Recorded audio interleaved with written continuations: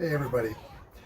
It is a beautiful, beautiful afternoon and I'm on my back porch enjoying the awesome weather, hearing the kids in the playground playing and preparing to enter back into our discussion on Ephesians chapter 4.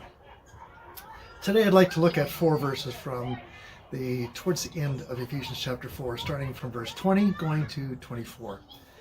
And I'm going to be reading from the Message translation just because I love the way it comes together. And this is what Paul says to the church at Ephesus. He says this, "But that's no life for you. You learned Christ. My assumption is that you have paid careful attention to him, being well instructed in the truth precisely as you have in Jesus. Since then, we do not have an excuse for ignorance. Everything, and I do mean everything, connected to the old way of life has to go. It's rotten through and through. Get rid of it all. And then take the entire new way of life, a God-fashioned life, a life renewed from the inside and working itself into your conduct as God accurately reproduces his character in you." Part of what Paul is instructing this church in Ephesus is to put away the things that, the way that they used to do things before they met Jesus. Putting away these selfish ideals, these evil thoughts and ways of responding, and choosing rather to live as Christ has demonstrated through his life. It's an awesome thing to be able to know that we can change.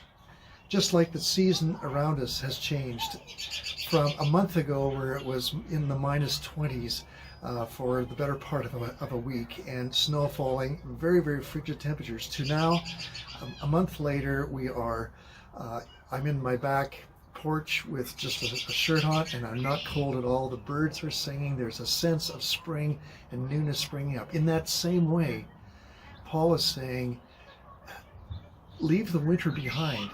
Leave the destruction behind and the death behind and choose life.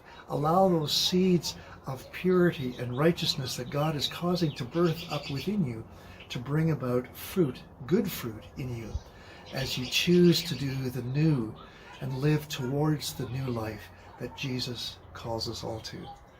I hope that as we enjoy these beautiful spring days and see some of the crocuses and the snow flowers or whatever they're called, popping up their heads out of the ground, I hope that it'll remind us to be those people who can live renewed lives, live anew and fresh, just like the spring that we're appreciating in these days. God bless you, church. Praying for you. Enjoy these days. They're awesome.